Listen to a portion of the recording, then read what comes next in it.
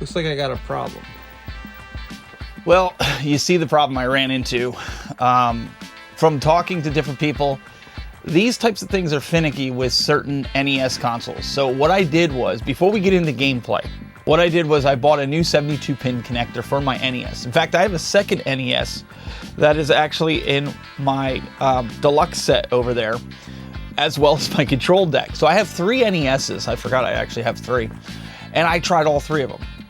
And none of them worked. They just sat there and blinked. Now, my son, I had got him at Retron at a pawn shop. I got it for, I don't know, 10 bucks or something. That works.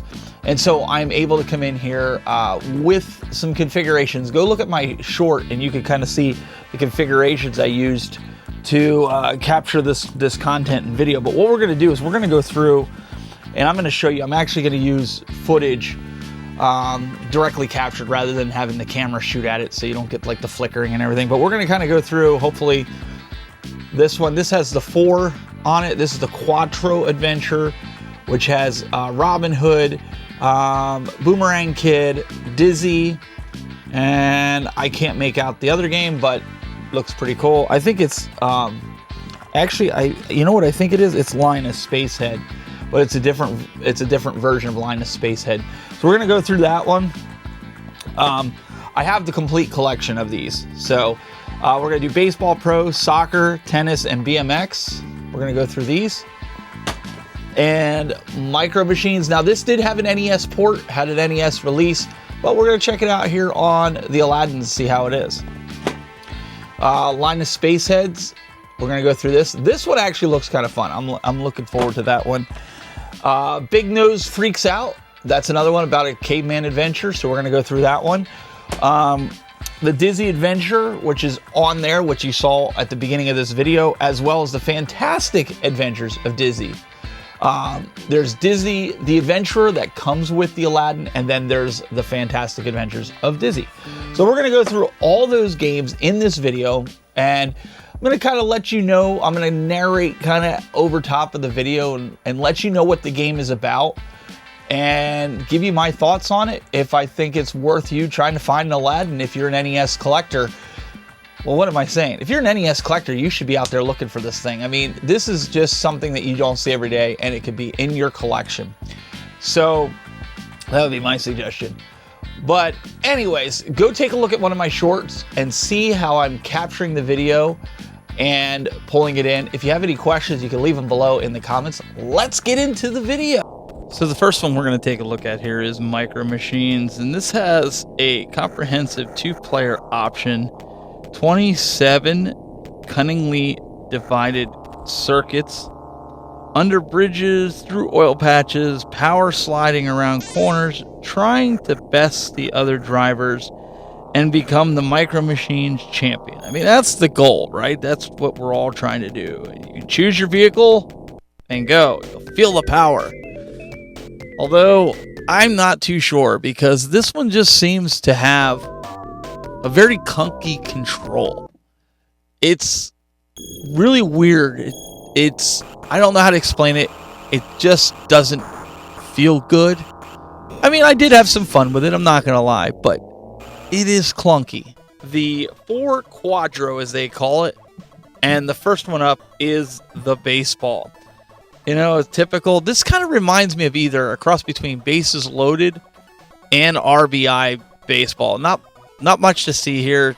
Again, a lot of these games I'm finding out are just kind of on the clunky side. Same way we get into soccer on this cart as well. Soccer kind of reminds me of a port from, dare I say, the Atari?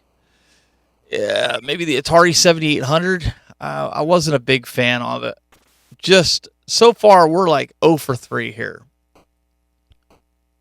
BMX, now this was kind of cool because this kind of reminded me a little bit of the Micro Machines, but it also reminded me of Super Off-Road. Even though it was kind of clunky to control, all these games seem very, very clunky. I had a lot of fun with this one. This reminded me of Super Off-Road.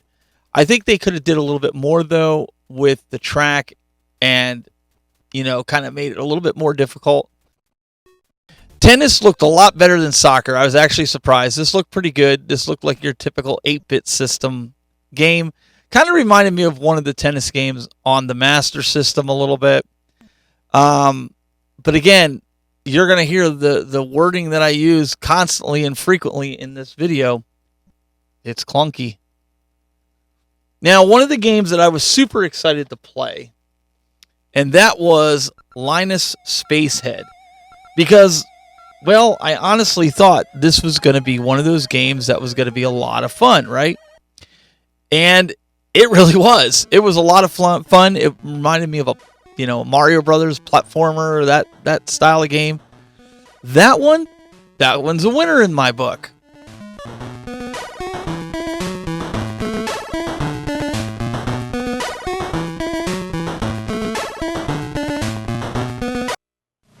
Now we go into one of the other games that are on here is another platformer, which I was pleasantly surprised about.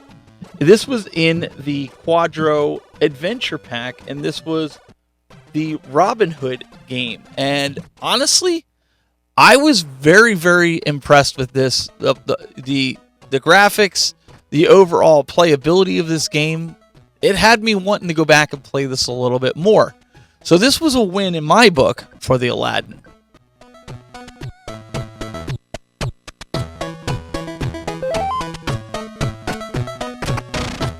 Then we go on to Boomerang. Boomerang Kid, I believe that's what it's called. I was just calling it Boomerang for a while. This game, again, another platform jumping, platform game. It kind of reminded me of Sydney Hunter. If you've ever played any of those games, Sydney Hunter, that's kind of what this game reminded me of. Not that that's necessarily a bad thing.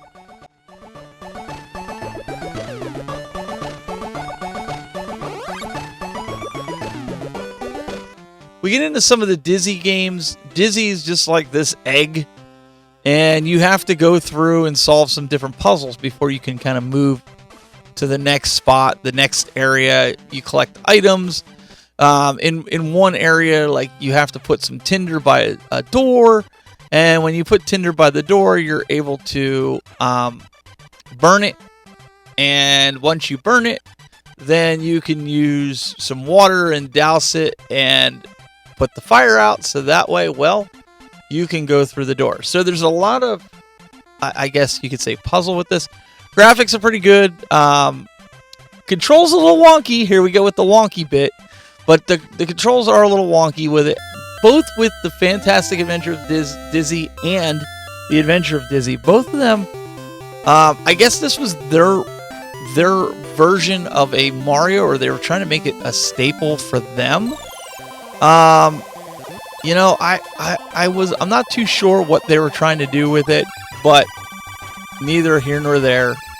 I thought it was decent nonetheless. And then we get into one of the final games, and that is that is of the Quattro Adventure, and that is another Linus game. And that game, honestly, it was just about the same as the first one. Linus the Spacehead. That's the one that's in the Quattro, and then you have the standalone. So that game itself, again, pretty cool. But the one I was having some trouble with the capture card, but you'll see here, Big Nose Freaks Out. This was actually kind of fun. This was like a fun game. It is clunky.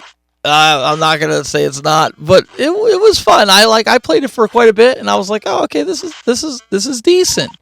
So yeah, I was kind of laughing as I was playing some of these games because I was sitting there going, okay, well, maybe the next one will be better, or maybe the next one will be better, but the next one wasn't better. So there's that. There you have it, guys. That was the complete collection of the Aladdin Deck Enhancer for the NES. So, I mean, if you can get this whole collection for $200, it's a great deal.